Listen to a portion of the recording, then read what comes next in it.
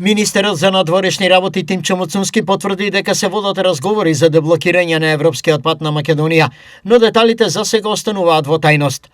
Од Социјалдемократскиот сојуз реагираа дека иднината на Македонија не смее да биде тајна и побараа поголема транспарентност од власта во разговорите што се водат во име на државата. Разликата помеѓу оваа влада и претходните влади е што ние не сме подготвени за попустливост по прашања поврзани со идентитетот, историјата, јазикот и културата.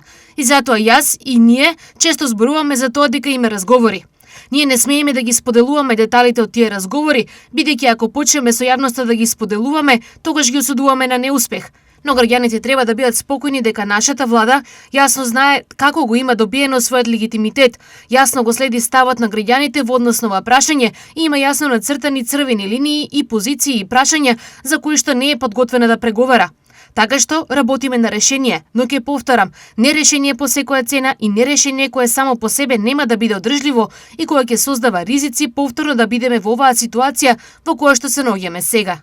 Изјави Муцунски. Не постои земја во светот во која министер за надворешни работи јавно кажува дека води разговори за судбината на државата, а при тоа тие да бидат тајна.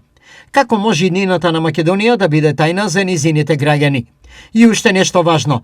Претходната влада на СДСМ покрај дипломатските успеси, НАТО и почеток на преговорите со Европската Унија беше пред се транспарентна. Не работеше зад затворени врати и далеку од очите на јавноста. Единствена тајна беше лажната пропаганда на ВМРО и ЛАТАС, истото што продолжува и денес. Прашањето до граѓаните на Македонија е едноставно. По сите лаги со кои ВМРО дојде на власт, по сите лаги со кои Мицкоски и ВМРО ОК владеат, дали му верувате на Тимчо Мацунски на неговите тајни разговори, што ги води во името на граѓаните и нивната иднина? Прашуваат од Социјалдемократскиот сојуз.